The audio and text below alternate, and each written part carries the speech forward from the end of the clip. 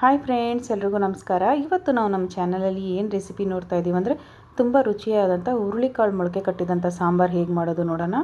ಇದು ಮುದ್ದೆಗಂತೂ ಏಳು ಮಾಡಿಸಿದಂಥ ಕಾಂಬಿನೇಷನ್ ಅಂತಲೇ ಹೇಳ್ಬೋದು ಫ್ರೆಂಡ್ಸ್. ಅಷ್ಟು ರುಚಿಯಾಗಿರುತ್ತೆ. ಇದು ಮಾಡೋದು ತುಂಬ ಸುಲಭನೇ. ಇದು ಮಾಡೋದಕ್ಕೆ ಮೊದಲಿಗೆ ನಾವಿಲ್ಲಿ ಈ ರೀತಿ ಹುರುಳಿಕಾಳನ್ನ ಮೊಳಕೆ ಕಟ್ಟಿಟ್ಕೊಬೇಕಾಗುತ್ತೆ.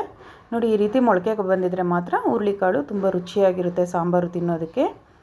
ಇದು ಮಾಡೋದಕ್ಕೆ ಮೊದಲಿಗೆ ನಾನಿಲ್ಲಿ 1 ಕಪ್ಪಷ್ಟು ಹುರುಳಿಕಾಳು ಮೊಳಕೆ ಕಟ್ಟಿರೋ ತೆಗೆದಿಟ್ಟಿದ್ದೀನಿ. 2 ಆಲೂಗಡ್ಡೆ, 3 ಚಿಕ್ಕ ಸೈಜ್ ಬದನೆಕಾಯಿ, ಮಸಾಲೆಗೋಸ್ಕರ 1 ಪುಟ್ಟ ಈರುಳ್ಳಿ, ಒಂದು ಸ್ವಲ್ಪ ಕೊತ್ತಂಬರಿ ಸೊಪ್ಪು, 2 ಟೊಮೆಟೊ, ತೆಂಗಿನಕಾಯಿ ಒಂದು ಸ್ವಲ್ಪ, 1 ಇಂಚಷ್ಟು ಚಕ್ಕೆ, 7 ಲವಂಗ, ಅರ್ಧ ಇಂಚಷ್ಟು ಶುಂಠಿ, 10 ಎಸಳಷ್ಟು ಬೆಳ್ಳುಳ್ಳಿ, ಅರ್ಧ ಟೀ ಸ್ಪೂನ್ ಸೋಂಪು ಕಾಳು, ಅರ್ಧ ಟೀ ಸ್ಪೂನಷ್ಟು ಕಾಳು ಮೆಣಸು, 2 ಟೇಬಲ್ ಸ್ಪೂನಷ್ಟು ಎಣ್ಣೆ, ಉಪ್ಪು ನಿಮ್ಮ ರುಚಿಗೆ ತಕ್ಕಷ್ಟು, 1.5 ಟೇಬಲ್ ಸ್ಪೂನಷ್ಟು ಧನಿಯಾ ಪುಡಿ, 1 ಟೇಬಲ್ ಸ್ಪೂನಷ್ಟು ಅಚ್ಚಕಾರದ ಪುಡಿ, ಒಗ್ಗರಣೆಗೋಸ್ಕರ ಒಂದು ಸ್ವಲ್ಪ ಸಾಸಿವೆ ಮತ್ತು 10 ಎಸಳು ಬೆಳ್ಳುಳ್ಳಿನ ಈ ರೀತಿ ಜಜ್ಜಿಟ್ಟಿದ್ದೀನಿ ಒಗ್ಗರಣೆಗೆ, ಒಂದು ಸ್ವಲ್ಪ ಕರಿಬೇವು, 1 ಚಿಕ್ಕ ಸೈಜ್ ಈರುಳ್ಳಿನ ಈ ರೀತಿ ಉದ್ದುದಕ್ಕೆ ಕಟ್ ಮಾಡಿಟ್ಟಿದ್ದೀನಿ ಒಗ್ಗರಣೆಗೋಸ್ಕರ. ಈಗ ಇದನ್ನ ಹೇಗೆ ಮಾಡೋದು ನೋಡೋಣ ಬನ್ನಿ. ಮೊದಲಿಗೆ ನಾವಿಲ್ಲಿ ಒಂದು ಕುಕ್ಕರ್ ಇಟ್ಟು, ಕುಕ್ಕರ್ ಬಿಸಿ ಆದಮೇಲೆ ನಾವು ತೆಗೆದಿಟ್ಟಿರೋಂಥ ಎಣ್ಣೆ ಹಾಕ್ಕೊಳ್ಳೋಣ. ಎಣ್ಣೆ ಒಂದು ಸ್ವಲ್ಪ ಬಿಸಿ ಆದಮೇಲೆ ಸಾಸಿವೆ ಹಾಕ್ಕೊಳ್ಳೋಣ. ಈ ಸಾಸಿವೆ ಎಲ್ಲ ಒಂದು ಸ್ವಲ್ಪ ಚಿಟಪಟ ಅಂದಿದ್ದಾದಮೇಲೆ ಈಗ ಕರಿಬೇವು ಹಾಕ್ಕೊಳ್ಳೋಣ. ಜೊತೆಗೇ ನಾವು ಜಜ್ಜಿಟ್ಟಿರೋಂಥ ಬೆಳ್ಳುಳ್ಳಿನೂ ಹಾಕೋಣ. ಈ ಬೆಳ್ಳುಳ್ಳಿನ ಈ ರೀತಿ ಜಜ್ಜಿ ಹಾಕೋದ್ರಿಂದ ಒಳ್ಳೆ ರುಚಿ ಕೊಡುತ್ತೆ, ಘಮನೂ ಚೆನ್ನಾಗಿರುತ್ತೆ ಫ್ರೆಂಡ್ಸ್. ಈಗ ಈರುಳ್ಳಿನೂ ಹಾಕ್ಕೊಂಡು ಇದನ್ನ ಚೆನ್ನಾಗಿ ಬಾಡಿಸ್ಕೊಬೇಕಾಗುತ್ತೆ. ಈರುಳ್ಳಿ ಒಂದು ಸ್ವಲ್ಪ ಈ ರೀತಿ ಕಲರ್ ಚೇಂಜ್ ಆಗಿ ಬಂದಿದ್ದಾದಮೇಲೆ ಈಗ ನಾವು ಮೊಳಕೆ ಕಟ್ಟಿರೋಂಥ ಹುರುಳಿಕಾಳನ್ನ ಇದ್ರ ಜೊತೆಗೆ ಹಾಕ್ಕೊಳ್ಳೋಣ.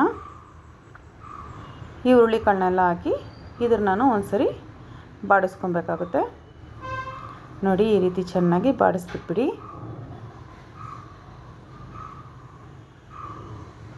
ಈಗ ಇದಕ್ಕೇ ನಾವು ತೆಗೆದಿಟ್ಟಿರೋಂಥ ಅಚ್ಚಕಾರದ ಪುಡಿಲೇನೆ ಅರ್ಧ ಟೀ ಸ್ಪೂನಷ್ಟು ಅಚ್ಚಕಾರದ ಪುಡಿ, ಅರ್ಧ ಟೀ ಸ್ಪೂನಷ್ಟು ಧನಿಯಾ ಪುಡಿ, ಅರ್ಧ ಟೀ ಸ್ಪೂನಷ್ಟು ಕಲ್ಲುಪ್ಪು, 1/4 ಟೀ ಸ್ಪೂನಷ್ಟು ಅರಿಶಿಣದ ಪುಡಿ, ಇದಿಷ್ಟನ್ನು ಹಾಕಿ ಮತ್ತೊಂದು ಸರಿ ಚೆನ್ನಾಗಿ ಮಿಕ್ಸ್ ಮಾಡಿಬಿಟ್ಬಿಡಿ. ಈಗ ಇದಕ್ಕೆ ಈ ಲೋಟದಲ್ಲಿ 1.5 ಲೋಟದಷ್ಟು ನೀರು ಹಾಕ್ಕೊಳ್ಳೋಣ. ಈ ನೀರು ಹಾಕಿ ಇದನ್ನು ಮಿಕ್ಸ್ ಮಾಡಿ ಕುಕ್ಕರ್ಗೆ ಕ್ಯಾಪ್ ಹಾಕಿ ಇದನ್ನ 1-2 ವಿಸಿಲ್ ಕೂಗಿಸ್ಕೊಳ್ಳೋಣ ಬೇಯೋವರೆಗೂ.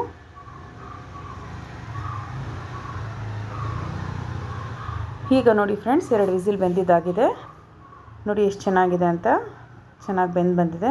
ಇದು ಸೂಪ್ ಕುಡಿಯೋದಕ್ಕಂತೂ ಈ ಕಾಳು ಬೆಂದಿರೋಂಥ ಸೂಪು ಎಷ್ಟು ರುಚಿಯಾಗಿರುತ್ತೆ ಅಂದರೆ ಅಷ್ಟು ರುಚಿಯಾಗಿರುತ್ತೆ, ತುಂಬ ಚೆನ್ನಾಗಿರುತ್ತೆ. ನಾವು ಚಿಕ್ಕ ವಯಸ್ಸಲ್ಲೆಲ್ಲ ನಮ್ಮಮ್ಮ ಈ ರೀತಿ ಹುರುಳಿಕಾಳು ಮೊಳಕೆ ಕಟ್ಟಿ ಸಾಂಬಾರು ಮಾಡಿದ್ರೆ ನಮಗೆ ಈ ರೀತಿ ಸೂಪ್ ಒಂದು ಸ್ವಲ್ಪ ಕಾಳು ಎತ್ಕೊಡ್ತಾರೆ ತಿನ್ನೋದಕ್ಕೆ, ಅಷ್ಟು ರುಚಿಯಾಗಿರುತ್ತೆ.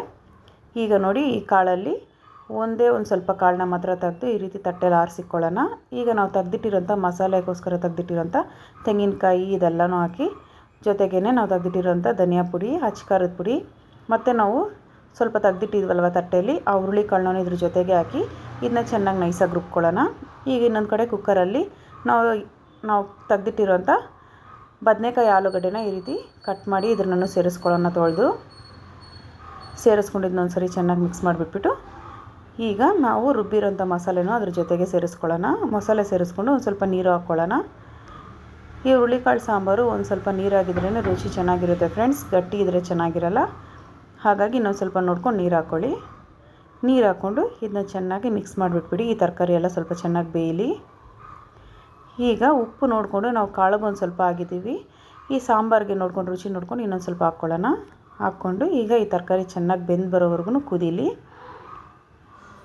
ನಾವು ಹಾಕಿರೋಂಥ ಆಲೂಗಡ್ಡೆ ಬದನೆಕಾಯಿ ಬೇಯಬೇಕು. ಹಾಗಾಗಿ ಈಗ ಆಲೂಗಡ್ಡೆ ಬದನೆಕಾಯಿ ಎಲ್ಲ ಚೆನ್ನಾಗಿ ಬೆಂದಿದೆ ಫ್ರೆಂಡ್ಸ್. ಸ್ಟವ್ ಆಫ್ ಮಾಡಿಬಿಡೋಣ.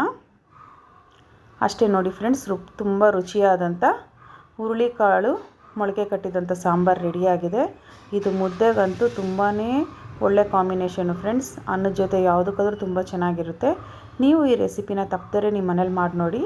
ನಿಮಗೆ ಈ ರೆಸಿಪಿ ಇಷ್ಟ ಆಗಿದ್ದರೆ ನಮ್ಮ ವಿಡಿಯೋನ ಲೈಕ್ ಮಾಡಿ, ಶೇರ್ ಮಾಡಿ, ಕಮೆಂಟ್ ಮಾಡಿ, ಮರೀದೇ ನಮ್ಮ ಚಾನಲ್ನ ಸಬ್ಸ್ಕ್ರೈಬ್ ಮಾಡ್ಕೊಳ್ಳಿ ಫ್ರೆಂಡ್ಸ್. ನಿಮ್ಮ ಸಪೋರ್ಟ್ ಯಾವತ್ತೂ ಹೀಗೆ ಇರಲಿ. ಧನ್ಯವಾದಗಳು.